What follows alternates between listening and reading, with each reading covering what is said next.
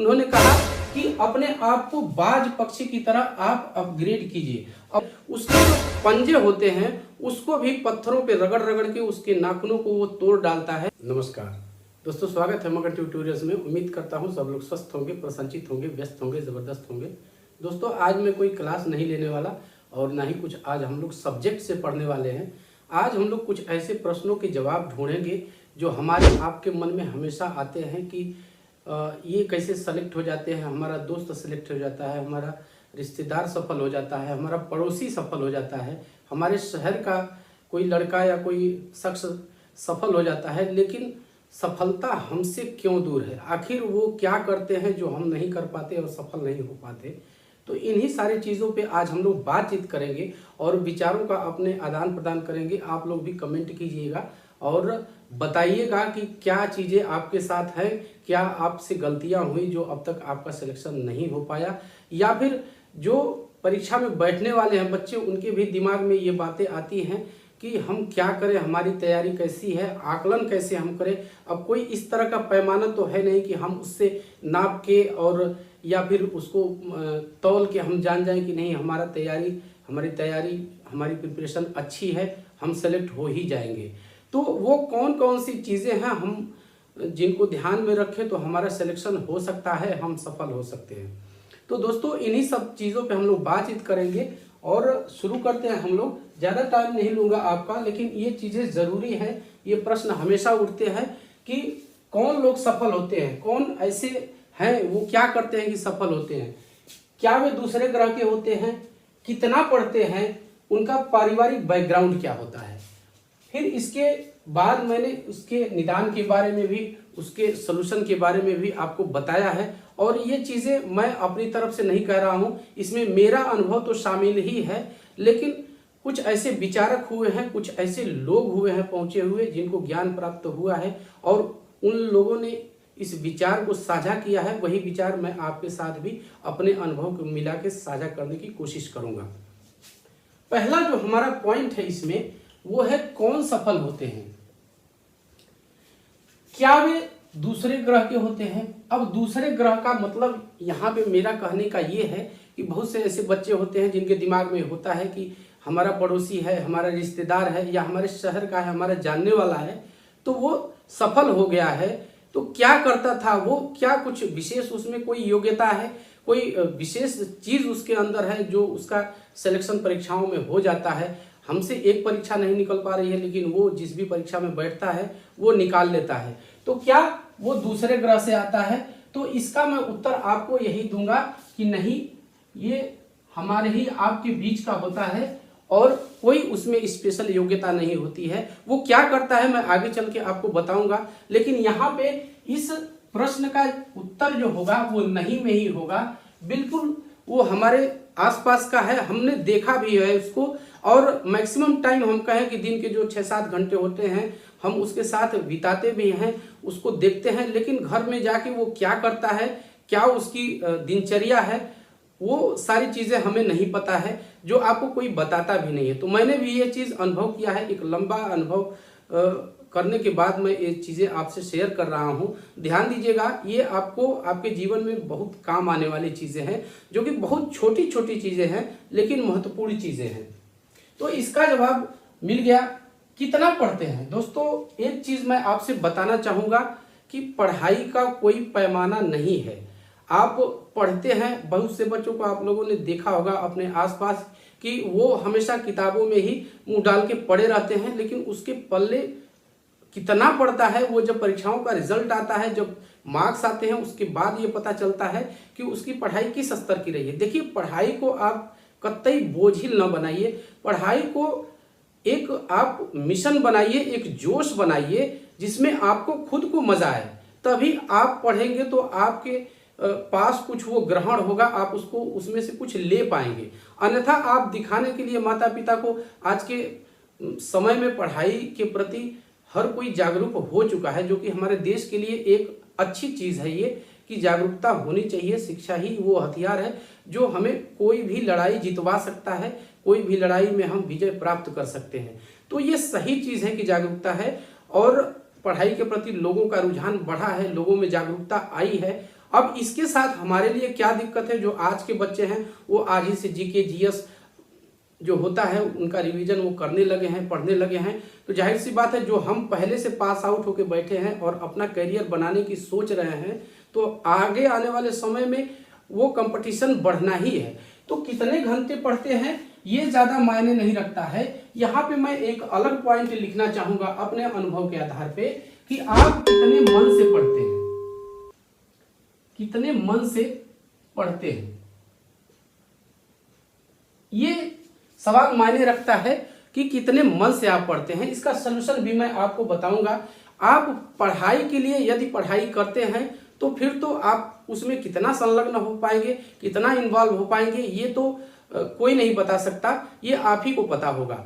लेकिन यदि आपके पास कोई मिशन है, आपके आगे कोई मिशन है जिसके लिए आप पढ़ रहे हैं, जैसे आपने सोच रखा है कि मुझे सरकारी जॉब में आना है, एक बार आपने कमिटमेंट कर लिया, एक बार आपने निर्धारित कर लिया गोल का, और उस गोल को ही रख के आप पढ़ते हैं, उसके कंपटीशन को ध्यान में रख करके पढ़ते हैं, जो फाइट है बच्चों के बीच, जो मेरिट आती है हाई, तो उसको ध्यान में आप जब रख के पढ़ेंगे, और एक तरफ आपका ये प्रतिज्ञा है, आपकी कमिटमेंट है कि आप वो चीज़ें आपको करना ही है, तो जब इन चीज़ों को आप ध्यान में रख के पढ़ते हैं तो वहाँ पे बात समझ में आती है कि हम क्यों पढ़ रहे हैं। तो ये चीज़ें हैं, इस पे हमें ध्यान देना चाहिए। अगला क्या है, पारिवारिक बैकग्राउंड। ये बहुत से बच्चों का कहना होता है, और कुछ बच्चे ऐसे हैं भी, हम इससे इनकार नहीं कर सकते हैं, कुछ बच्चे ऐसे हैं जो जिनका पारिवारिक बैकग्राउंड, या यूं कहें कि पारिवारिक का सारा खर्च वो खुद उठाते हैं, पढ़ाई के साथ साथ काम भी करते हैं। लेकिन एक चीज यहाँ पे ये कहना है कि पारिवारिक बैकग्राउंड का हर बच्चा सफल हो जाएगा, ये कोई नहीं कह सकता। मैं क्या कहने की कोशिश कर रहा हूं आपको कि सफलता में पारिवारिक बैकग्राउंड का कुछ तो अंश है, रंच मात्र है, लेकिन इस खाई को हम अपनी मेहनत से पाट सकते हैं। वो जो सफल होते हैं, कोई जरूरी नहीं कि बहुत वो अच्छे पारिवारिक बैकग्राउंड से होंगे, बहुत उनका लाइफ स्टेटस बहुत हाई होगा। आप लोगों ने देखा होगा कि एक सामान्य कामगार का भी बच्चा आईएएस बन जाता है। तो क्यों बन जाता है? क्योंकि प्रतिज्ञा, दृढ़ निश्चय है उसका, इसलिए वो आईएएस बन पाता है। तो आप ये दिमाग में अपने कतई न रखें कि हमारा पारिवारिक बैकग्राउंड अच्छा नहीं है, हमारी पारिवारिक पृष्ठभूमि अच्छी नहीं है, हम आर्थिक रूप से उतने सक्षम नहीं है, तो हम सफल नहीं हो सकते। नहीं, मैं इस चीज को नहीं मानता। आप विश्वास कीजिए, आप बिल्कुल सक्षम हैं, और यदि आप अच्छी तरह से प्रतिज्ञा करके क्रमबद्धता के साथ तैयारी करते हैं तो आपको सफल होने से कोई नहीं रोक सकता। अब यहाँ पे दूसरा जो मैंने मेन पॉइंट लिखा हुआ है दोस्तों, वो है सफल होने के लिए क्या करें। ये चीज हमारे दिमाग में हमेशा रहती है, चाहे हम किसी परीक्षा में अब तक बैठे हों, और मैं तो ये कहूँगा कि आप बैठे हैं और अच्छे अंकों का भी इसमें एक होता है कि नहीं, हमने तो सेकेंड डिवीज़न ही पास किया है, हमारे मार्क्स जो है 45 से 50, 55, 60 के एवरेज में हैं, तो हम वो नहीं हो, जो ब्रिलियंट होते हैं 60%, 70%, 80% वाले ही सेलेक्ट होते हैं। तो इस बात को भी पूरी तरह से आप अपने दिमाग से निकाल दीजिए। मैं एक चीज़ आपको बता रहा हूँ कि अपने आप को अपग्रेड कीजिए। आप एक कहानी मैं सुनाऊंगा अभी जस्ट इसके बाद आपको, तो आपको ये लगेगा कि ये चीज़ क्या है। दोस्तों, मैंने एक लंबा अरसा इस करियर के लिए अपने दिया है और काफ़ी सारी परीक्षाओं में बैठा हूँ। आज अध्यापक की नौकरी मुझे पसंद थी, अध्यापक बनना मुझे पसंद था, इसलिए मैं आज अध्यापक हूँ। और काफ़ी सारे ऐसे बच्चों को मैं जानता हूँ जिनसे जान पहचान थी, दोस्त तो नहीं कहेंगे लेकिन जान पहचान थी, और बहुत कमज़ोर पृष्ठभूमि से वो आते थे, लेकिन आज अच्छे अच्छे पदों पे हैं। तो कहीं न कहीं हमसे भी उनका कमिटमेंट, उनका गोल ज़्यादा बड़ा था, और एक लाइन में आपसे मैं कहूँ तो उनका दृढ़ निश्चय हमसे कहीं ज़्यादा था, इसलिए आज ये वो लोग ऊंची पोस्ट पे बैठे हैं, ऊंचे पदों पे बैठे हैं। तो आप ये कतई न मानिए कि हमारा बैकग्राउंड अच्छा नहीं है, हमारा सलूशन भी मैं आपको बताऊंगा। लेकिन जैसा कि मैंने आपको कहा कि एक कहानी आपको सुनाऊंगा। एक पक्षी होता है, हमारे आसपास पाया जाता है, जिसका नाम होता है बाज। आप लोगों ने देखा होगा, अब तो पर्यावरण प्रदूषण के कारण बाज। दोस्तों, ये एक शिकारी पक्षी होता है, हम सभी जानते हैं, दोस्तों इस पक्षी के बारे में कुछ रोचक चीजें हैं, कुछ रोचक तथ्य हैं, वो मैं आपसे शेयर करता हूं। और जब उन तथ्यों को आप जानेंगे तो आपको लगेगा कि हाँ ये सही चीजें हैं। देखिए, कहा जाता है कि ठहरा हुआ पानी समय के साथ गंदा हो जाता है। इसी तरह से हमें अपने आप को निरंतर अपग्रेड करना है। अब इस अपग्रेड की बात क्या है, कैसे है, मैं वो आपको बताता हूं। मैंने भी कहीं किसी सेमिनार में इसको सुना था, नाम नहीं बता सकता उनका क्योंकि याद नहीं है मुझे, लेकिन ये बात उनकी मुझे बहुत अच्छी लगी। उन्होंने कहा कि अपने आप को बाज पक्षी की तरह आप अपग्रेड कीजिए। अब बाज पक्षी अपने आप को अपग्रेड कैसे करता है? हम सभी जानते हैं बाज एक शिकारी पक्षी है और वो निरंतर शिकार करता रहता है और समय के साथ शिकार करते करते उसके जो चोंच है, उसकी चोंच है, उसके जो नाखून है, उसके पंजों के जो नाखून है वो धीरे धीरे भोथरे हो जाते हैं। यूं कहें कि उनकी धार चली जाती है, वो तीखापन, वो शार्पनेस उनमें नहीं रह जाती।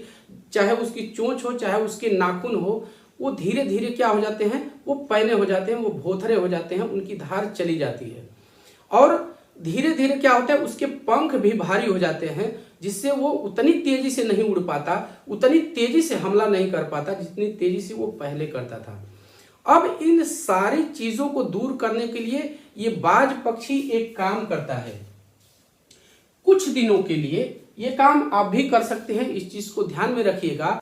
तो इस चीज को, इस समस्या से छुटकारा पाने के लिए वो एक काम करता है, मैं आपको बताता हूं, ध्यान से सुनिएगा। वो अपने आप को किसी एक अलग स्थान पे, एकांत स्थान पे वो अपने आप को ले जाता है, वहां पे रहता है, वो ऐसी जगह चला जाता है।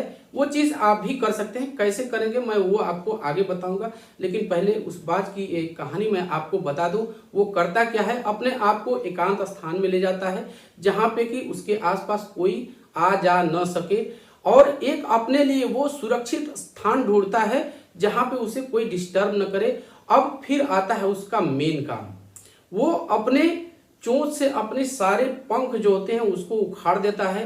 अपने चोंच को पत्थर पे मार मार के उस जो आगे काफी झुक जाती है उस तरह से मांस को पकड़ नहीं पाती, चीर नहीं पाती, उसको फाड़ नहीं पाती, तो उसको भी वो पत्थर पे मार मार के तोड़ देता है। उसके जो पंजे होते हैं उसको भी पत्थरों पे रगड़ रगड़ के उसके नाखूनों को वो तोड़ डालता है।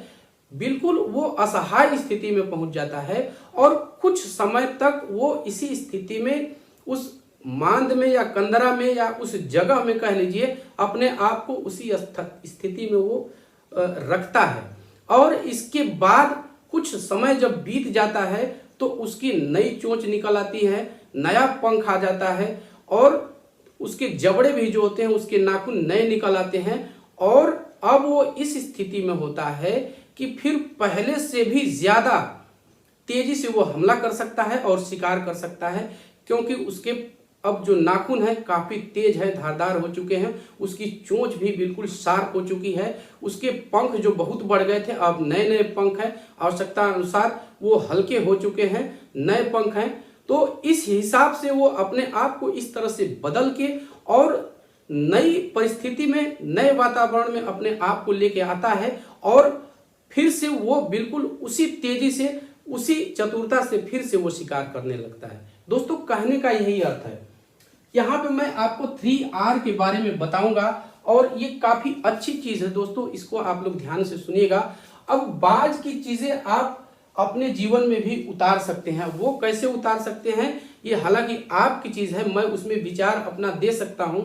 जैसे ये होता है कि हम आज से पढ़ेंगे या कल से पढ़ेंगे या फिर इस दिन से शुरू करेंगे, और ये करते करते हमारा समय जो है वो निकलता रहता है और एक समय वो आ जाता है कि परीक्षा बस कुछ महीने रह जाती है, 1 महीने 10 दिन या इस तरह से परीक्षा बिल्कुल करीब आ जाती है, हम बस टालते ही रहते हैं। इस चीज से निजात पाने के लिए यदि आप अपने आप को पढ़ाई में नहीं लगा पा रहे हैं, आप शुरुआत नहीं कर पा रहे हैं, तो मेरी सलाह यह है कि आप कहीं थोड़े दिनों के लिए, 10 दिन 5 दिन के लिए निकल जाइए, लेकिन अपना जो वर्तमान सर्किल है उससे बाहर निकल जाइए। आप किसी शहर में जा सकते हैं, अपने किसी दोस्त के यहाँ, या किसी नई रिश्तेदारी में जा सकते हैं, कुछ नई जगह पे जा सकते हैं, वहाँ 2-4 दिन आप रहिए, घूमिए फिरिए और अपने आप के माहौल को बदलिए और इसके बाद जब आप आएंगे तो आप में एक नई ऊर्जा होगी, नया जोश होगा और अपने आप को आप अपने पढ़ाई में, स्टडी में, अध्ययन में, अपने मिशन में संलग्न कर पाएंगे। तो इस चीज़ पे ध्यान रखिएगा। बिल्कुल वही पुरानी चीज़ें, पुराने दोस्त, पुरानी जगह, तो इससे क्या होता है कि मनुष्य में एक निराशा आ जाती है, उसको दूर किया जा सकता है उस जगह को कुछ समय के लिए छोड़ के। पहला आर है दोस्तों इसमें रेगुलरिटी। तो मैं आपको यहाँ पे एक चीज़ बताऊंगा। खरगोश और कछुए की कहानी हम सभी ने बचपन में पढ़ी है। हमारे जो गुरुजी लोग होते थे वो चीज़ें हमें बताते थे कि बेटा खरगोश और कछुआ में जो कंपटीशन होता है, जो उनमें प्रतियोगिता होती है और अंततोगत्वा कछुआ जीत जाता है। तो दोस्तों वहाँ पे क्या था, वहाँ पे उसकी रेगुलरिटी ही थी। निरंतर काम करते रहना एक बहुत बड़ी चीज़ होती है दोस्तों।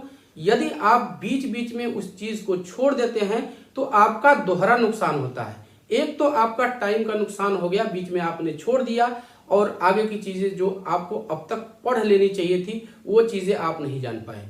और छोड़ देने के बाद जो दूसरा नुकसान होता है, जो चीज़ें हमने पढ़ी भी हैं पहले वो भी हमारे दिमाग से धीरे धीरे निकलनी शुरू हो जाती है। खरगोश ने क्या किया, वहाँ पे उसने अपनी रेगुलरिटी को भंग कर दिया, रेस के बीच में ही आराम करने लगा और कछुआ इसी रेगुलरिटी को, निरंतर काम करते रहने की जो उसकी ललक थी, जो उसका कमिटमेंट था, उसको फॉलो करके वो रेस जीत गया। तो ये चीज़ हमें अपने जीवन में भी लानी है और इस तरह के उदाहरण आपको तमाम मिल जाएंगे। यदि आप अपने आसपास नज़र घुमाएंगे तो ऐसे तमाम लोग मिल जाएंगे जिन्होंने संलग्न होकर काम किया, पूरी तरह से उसमें इन्वॉल्व होकर काम किया और आज वो सफल है। दूसरा आर हमने लिखा है, ये बिल्कुल स्टडी से संबंधित है, रिकॉल। ये रिकॉल दोस्तों बहुत ज़रूरी है। जो कुछ भी हम पढ़ते हैं ऐसा नहीं है कि हमने घंटे निर्धारित कर लिए कि 8 से 12 हमें पढ़ने हैं या फिर 9 से हमें 11 पढ़ना है। कोई भी आप समय उसमें नहीं है, आप सुविधानुसार अपना समय निर्धारित कर सकते हैं और हमने उस 2 घंटे का समय पूरा कर लिया, बस हमारा काम खत्म हो गया। नहीं, ऐसा नहीं हो सकता। रिकॉल आपको करना है। आपने 1 ही घंटा पढ़ा है, 10 ही मिनट पढ़ा आपने, लेकिन क्या आप 2 दिन के बाद जब उसको याद करने की कोशिश करते हैं, सोचते हैं कि हमने क्या पढ़ा है, तो क्या वो बातें आपके दिमाग में आती हैं? क्या उसमें से कुछ चीज़ें ऐसी हैं जो आपको कंठस्थ हो चुकी हैं, जो आपको ग्रहण कर चुके हैं जिसको आप, तो ये चीज़ मायने रखती है। आपने कितना पढ़ा ये मायने नहीं रखता है। आप पढ़ी गई चीज़ों को रिकॉल करिए, फिर से उन्हें याद करने की कोशिश कीजिए और मनन कीजिए कि हमने पिछले दिनों में क्या क्या चीज़ें पढ़ी हैं। और ये भी रिकॉल करने की प्रक्रिया जो है, जब आप शाम में पढ़ते हैं तो आप सोच लीजिए कि दिन भर में हमने क्या सीखा है, क्या जाना है। यदि आप सुबह में पढ़ते हैं तो फिर आपको पिछले एक दिन शाम की चीज़ें जो आपने पढ़ी हैं उसको एक बार फिर से रिकॉल करने की आप कोशिश कीजिए। और ये ऐसी चीज़ है दोस्तों, मैं अपनी बात नहीं बता रहा हूँ, कहीं न कहीं हम लोगों ने भी कुछ तो कमी की जिससे हम थोड़े से उतने सफल नहीं हो पाए, लेकिन वही चीज़ें जो कमी हमने की मैं आपको बताना चाह रहा हूँ कि वो गलती आप न करें। आप पहले तो रेगुलर रहें, रेगुलरिटी अपनी बना के रखें और दूसरी चीज़, जो कुछ भी आप पढ़ते हैं, चाहे वो 1 घंटे में पढ़ते हैं, 2 घंटे में या 5 मिनट में, उस चीज़ को समय समय पे रिकॉल करने की कोशिश कीजिए कि हमने पढ़ा क्या है, आखिर वो हमें कितना याद हो पाया है। तीसरा आर है दोस्तों रिवीजन। ये पॉइंट एक दूसरे से जुड़े हुए हैं। यदि आप रिकॉल करते हैं, उन चीज़ों को सोचते हैं कि हमने क्या पढ़ा, यदि आ जाता है तो बहुत अच्छी चीज़ है। आपने पूरे फ्री माइंड से पढ़ाई की है और पूरे अपने लक्ष्य को ध्यान में रख करके पढ़ा है, आपको रिकॉल हो गई। यदि ऐसा होता है कि वो चीज़ें आप रिकॉल नहीं कर पाए, उनको नहीं याद कर पाए, तो फिर उसका आपको रेगुलरली आपको रिवीजन करते रहना है। उस चीज़ को आप फिर से पढ़िए, फिर से रिकॉल करिए, फिर से पढ़िए। ये प्रक्रिया आप जब करेंगे तो फिर आप ये मान लीजिए कि आप जो चीज़ें पढ़ेंगे वो बिल्कुल स्थायी होंगे और बिल्कुल वो ग्राह्य होंगी आपके लिए, वो जिंदगी भर आपको कभी वो भूलेंगी नहीं। तो दोस्तों यही 3 पॉइंट यदि आप फॉलो कर लेते हैं, कुछ भी हो जाए। मैं एक ऐसे बच्चे के बारे में आपको बताऊंगा, एक ऐसे दोस्त के बारे में आपको बताऊंगा जो रहता हमारे ही साथ था, लेकिन आज वो PCS अधिकारी है। हमारे ही साथ रहता था, हमारे ही साथ, हम लोग को कुछ प्लेइंग में भी रुचि थी तो पढ़ते थे हम लोग, साथ साथ में कुछ खेलते भी थे। तो वहाँ पे क्रिकेट खेला करते थे हम लोग, लेकिन उसका एक समय निर्धारित था। हम लोग क्रिकेट में मज़ा आने लगता था तो कहीं न कहीं सोचते थे कि चलो आज 1 घंटा कभी पढ़ेंगे, मज़ा आ रहा है, खेल लेते हैं। लेकिन उसका समय जब हो गया तो वो यदि बल्लेबाजी कर रहा है, बैटिंग कर रहा है, तो भी वो उसको वहीं ड्रॉप करके और निकल जाता था। ये था उसका कमिटमेंट। वो चीज़ें हमें बाद में समझ में आई, और वो कब समझ में आई, जब उसका सिलेक्शन हो गया। उस समय हम लोग को समझ में आई कि वो क्यों, हम लोग उससे बहुत जलते थे और उसको कुछ इस तरह की चीज़ें भी हम लोग कहते थे कि बताओ उसको, कोई सब रोक रहे हैं, अच्छा खेलता भी था वो, लेकिन उसका टाइम हो गया तो बल्ला अपनी जगह और पढ़ाई अपनी जगह, वो निकल जाता था। और ये नहीं कहता था कभी कि हमें पढ़ने जाना है, नहीं, बस मेरा टाइम हो गया, वो कुछ न कुछ करके वहाँ से बस उसको तुरंत निकल जाना है। तो ये पंक्चुअलिटी थी उसकी, और आप भी वो चीज़ें कर सकते हैं। पढ़ने वाला ना ही किसी दूसरे ग्रह का होता है, ना ही वो बहुत हाई IQ लेवल का होता है, वो हमारे आपके बीच का होता है। बस अंतर इतने का है, बहुत थोड़े का अंतर है। वो अपने आप को रेगुलर कर लेता है, वो बिल्कुल अपना समय नुकसान नहीं करता है। जो उसने एक बार सोच लिया कि रेगुलरली हमें पढ़ना है तो पढ़ना है, और यही सफलता का दोस्तों मूल मंत्र भी है। तो बस आज के लिए यही था। उम्मीद करता हूं कि आपको इससे कुछ सीखने के लिए मिला होगा, और आगे आने वाले समय में आपके लिए मैं पढ़ाई के लिए वीडियो भी लाता रहता हूं। और हिंदी का लगभग सिलेबस कहें जो वनडे एग्जाम्स होते हैं, चाहे यूपी सुपर टेट हो, यूपी राजस्व लेखपाल हो, या फिर यूपी SI हो, ये तमाम परीक्षाएं हैं, C टेट हो, यूपी टेट हो, ये परीक्षाएं जो हैं इनके जो सिलेबस होते हैं उसके हिसाब से हिंदी लगभग मैं समाप्त कर चुका हूँ। वीडियोज़ आपको डिस्क्रिप्शन में मिल जाएंगे, बिल्कुल आप एंजॉय कीजिए। लेकिन ये अपने जीवन का सवाल है, एक बार आप इस चीज़ पे ज़रूर से फोकस कीजिए और इस चीज़ को फॉलो कीजिए, और मैं आपको विश्वास दिलाता हूँ कि आपको 100% सफलता मिलेगी ही मिलेगी। तो बस यही आज के लिए था, और मिलते हैं अगली क्लास में। तब तक के लिए नमस्कार।